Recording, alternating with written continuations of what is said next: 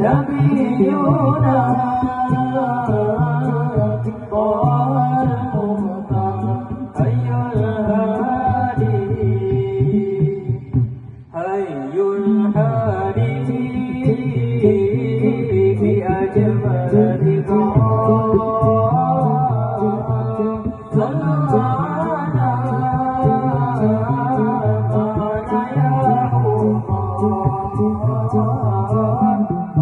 على